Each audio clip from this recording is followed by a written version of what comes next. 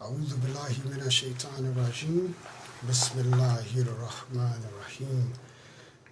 Thank you for tuning in to this broadcast, which is entitled My Ancestor Bilali, His American Fulani Clan, and How to Read Your DNA Results. So before I get to my findings on Balaji, I want to first talk about DNA and how to read DNA results. So finally, after much research on my heritage, my African roots, and through mathematical and logical conclusion, I already knew that I came from the Fulani people. My face said it all anyway. My experience in Futajalin, that I spoke about and, video documented on my YouTube page, my youtube.com/Elijah Shabazz Ba. Peace, Brother Ernie. Oh man, brother, I got to get my hands on your book, and I want it autographed, brother Ernie. Peace to you, Brother Ernie. Thank you for tuning in. I'm so honored by the Native American elder, Brother Ernie, tuning in. Yes, his book is the title, Shots in the Dark. So if you go to that page, you'll see my journey. But that's not why I did my DNA. I did my DNA a certain branch of my family where there was a big question mark, which was my direct paternal grandfather's branch. I, did census records and everything about every other branch of my family. And I was in the dark about my direct paternal branch and where they came from. So my father's mother's side is from South Carolina, and that's what I talk about, the red bone people of. So, in my documentary, I talk about the red bone people in South Carolina. That's my father's mother's side. Paternal grandfather's mother, she's from North Carolina. And I found through Ancestry, and Ancestry is a great tool for finding family. I found that it was from Georgia. So that's going to lead me to, finding Balaji. Now, first I want to deal with how to read your results on Ancestry. So with these new updates on Ancestry, anybody who has done Ancestry, you'll see that a lot of us have Togo, Benin, and we'll have a little bit of Mali, a little bit of Senegal, a little bit of, sometimes a little bit of Nigeria, so forth and so on. And what does that mean? What does that mean in terms of what people you come from? It really tells you absolutely nothing. And in fact, when they put all those countries together in one bunch, but when they do European DNA, they do it more deep. So as I said, detail for the white folks, not detail for the Africans.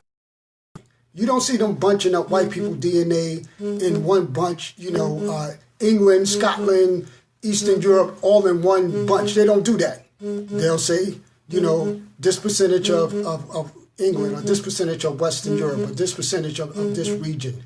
But with us, it's a bunch of countries in one, which leaves you scratching your head as to, where do I come from? First of all, Ancestry does not tell you where you come from. It tells you what population. It tells you what populations of people that you are related to, that your particular admixture is related to. It's not telling you where you come from. So what that means is that whole Cameroon, Congo, and all of those different countries, if you look at those countries and you understand genetics and haplogroups and haplotypes, and most people who do their DNA, they don't go that deep, like some of us who are nerds and we just take our time and read this stuff. But that group of countries are Africans with R1b. So, but you would have to know that. You would have to have studied where R1b is found in Africa in order to know that. R1b is also found all over. So sometimes, you know, like with me, for instance, they gave me like 24% European. And I said, no. This is insane. In order to have 24% European, I would have to have a European grandparent, which I don't. But because I come from African people, particularly the Fulani, the nomadic Fulani, they have high R1b. So because they have high R1b, they gave me a whole bunch of extra. So what I had to do, I had to take my raw DNA from Ancestry, put it into GenesisGEDmatch.com. Now, Genesis is a new branch of GEDmatch, and Genesis is excellent because Genesis has a whole lot of African calculators.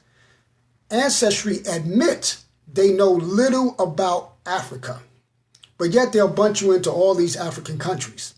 But then they'll admit they know little about Africa, whereas Genesis, they have a greater database of African DNA.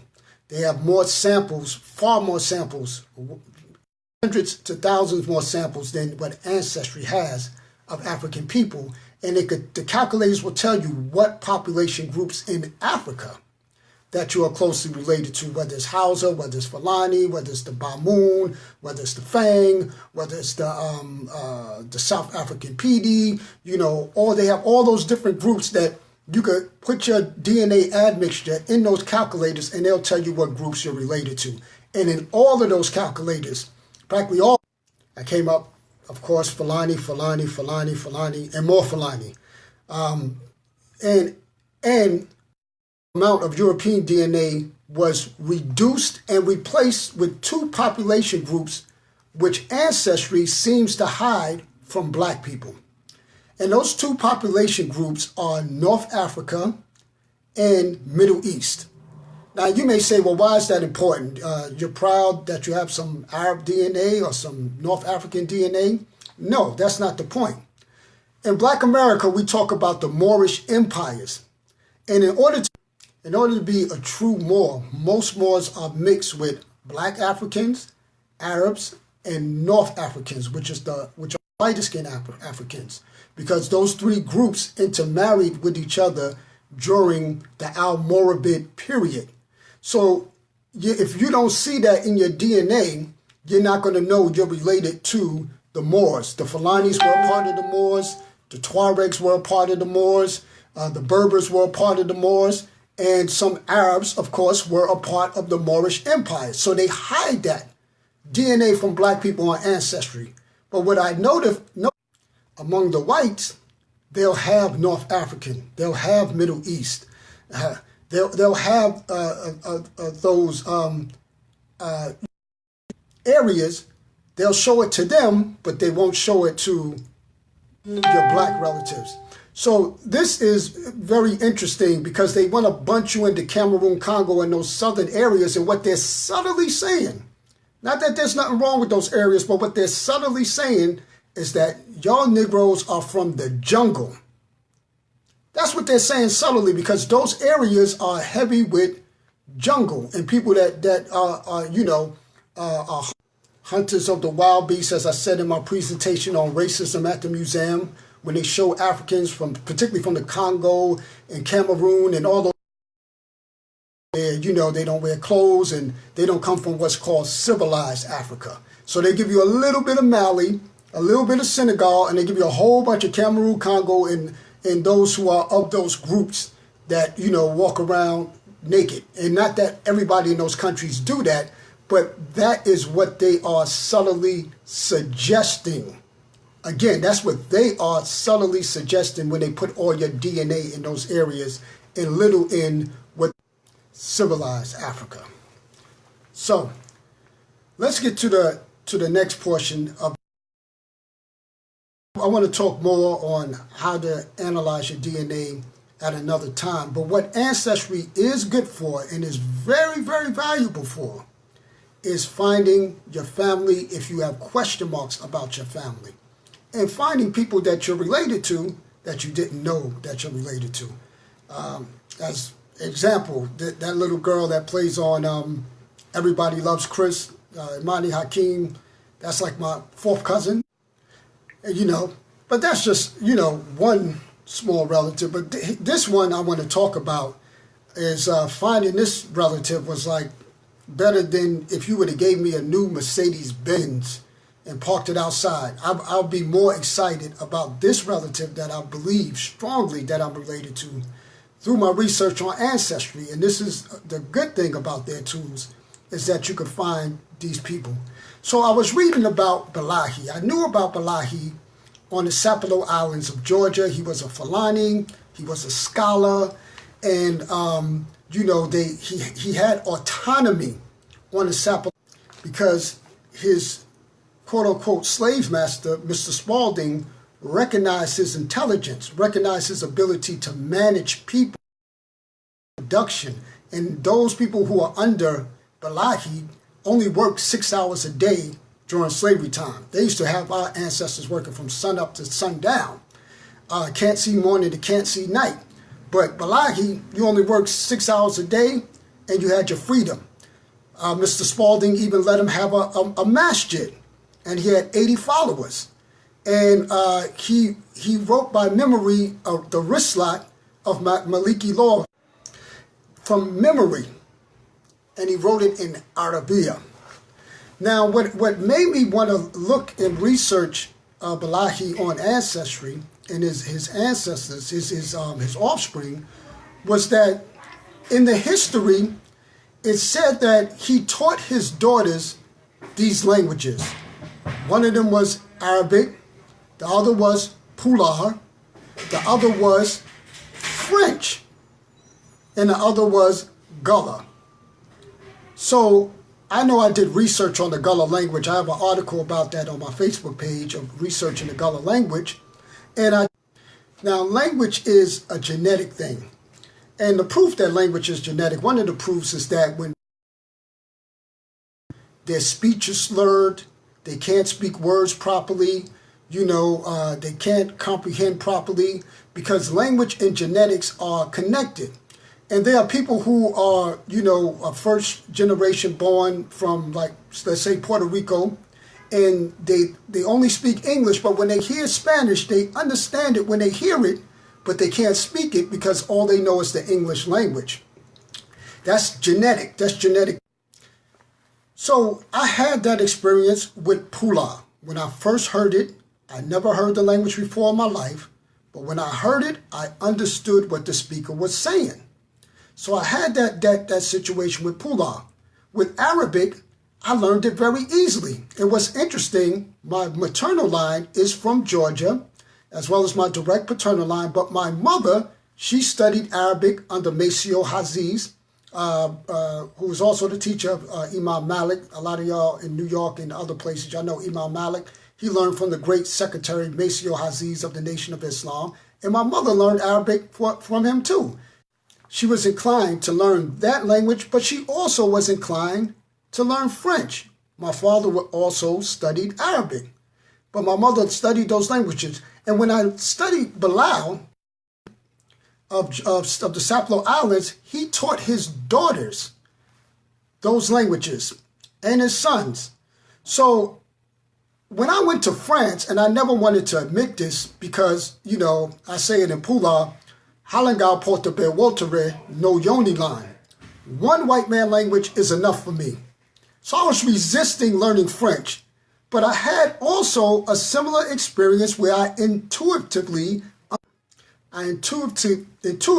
understood French. I was in a car with my wife, and we the driver and her was speaking French, and she went to interpret for me. I said, no, I understood everything you were saying. And I was like, that was kind of deep. But when I read about Balaji teaching his daughters those languages, I said, oh, this may very well be why I understood the French language, because the Fulani knew French when they arrived here in America. So I said, let me look. So I said, let me look to see if there's more to this than just a coincidence. So I looked up the descendants of Balaji.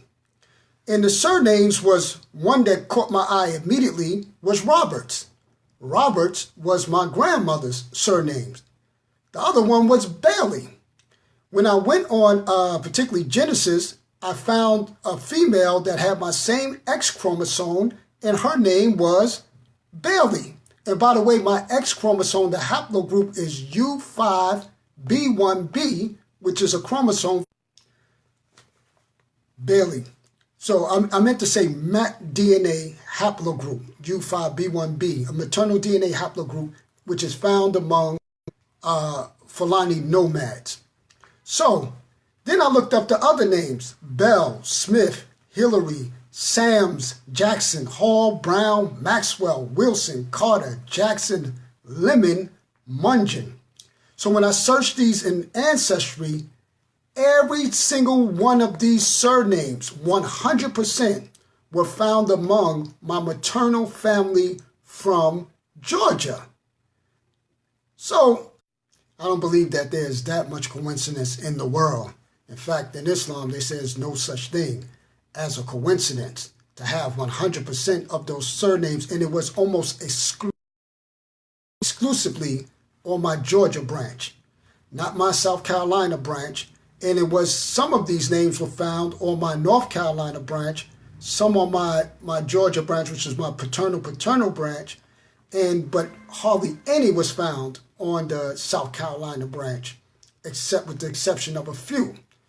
So what I also discovered, which I found to be very amazing, see, when they took us from Africa, we were a part of what's called clans. And what is a clan? In a clan, every branch of your family is related. That's why they say all Fulani are cousins. Every branch of your family is related. Your mother's side is related to your father's side. And that's what makes a clan.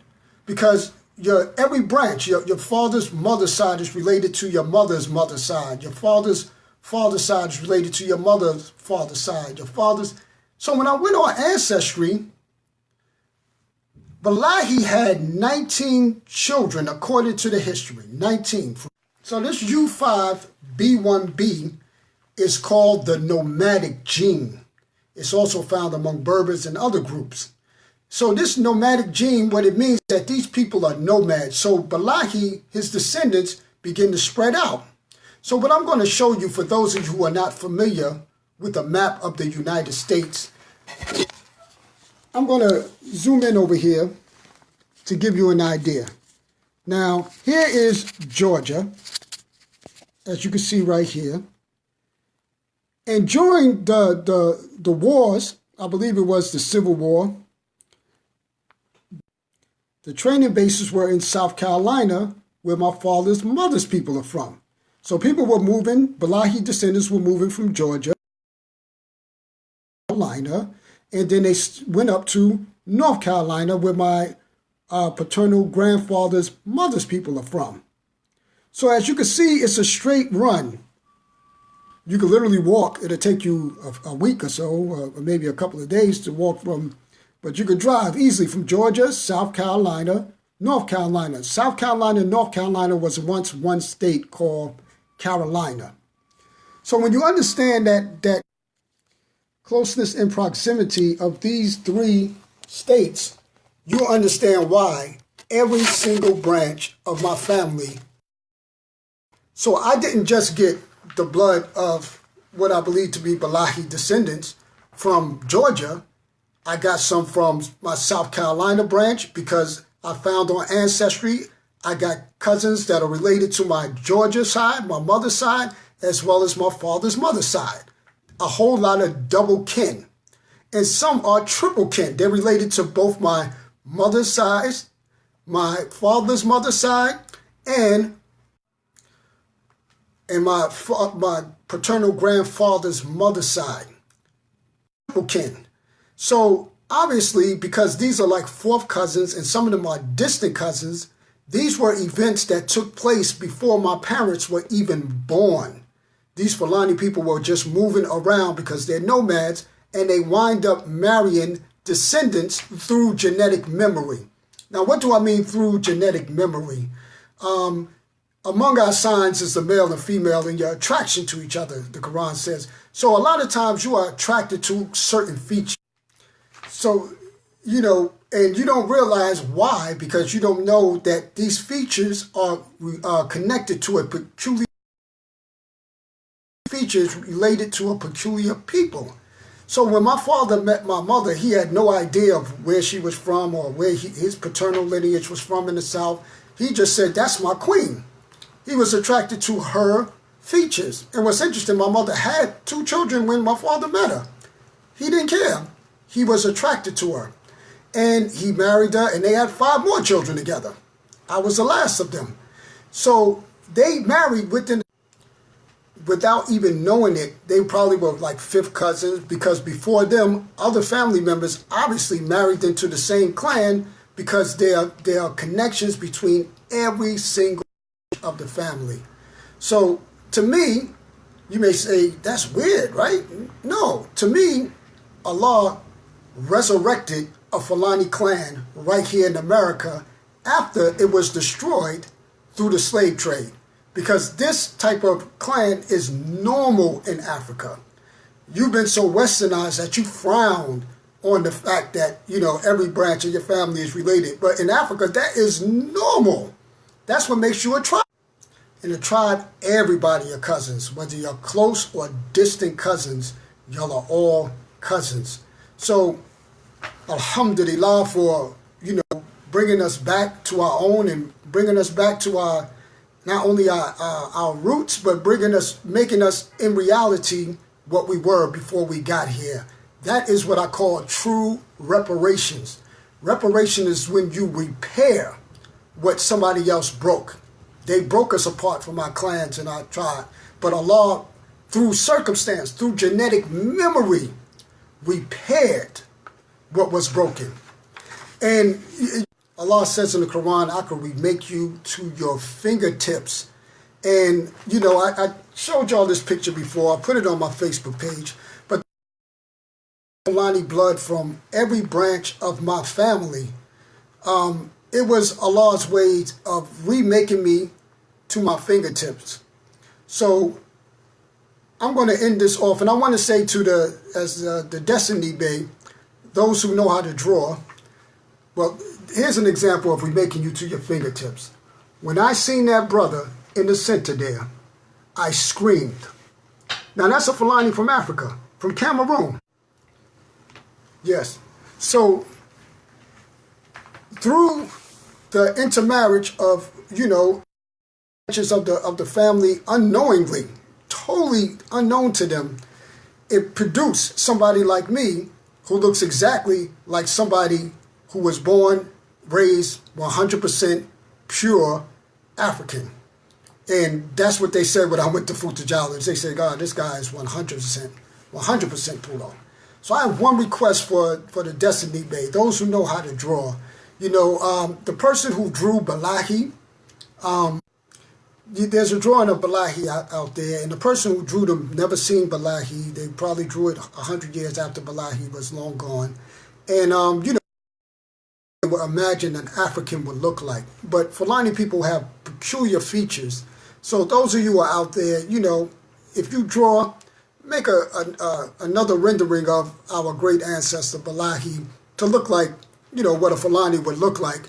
And he'll probably look like me, because I strongly believe with all this evidence I descend from him. So I would look like him and he would look like me.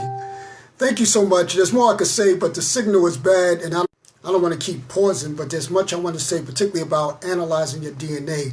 But inshallah, I'll do that on another video. But one last important thing that I found on my direct patrilineage, I found the name Beidi, which is very interesting. And I researched this name Beidi, and they said it comes from the Arabic word al-Badi.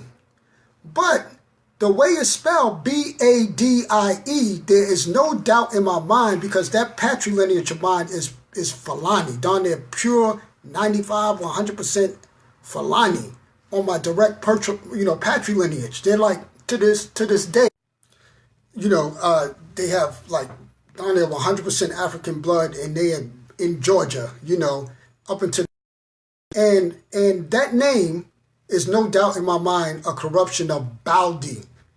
Baldi. It's spelled like Baldi without the L. Baldi, baby, Baldi. And it's not an English name, it's not a European name.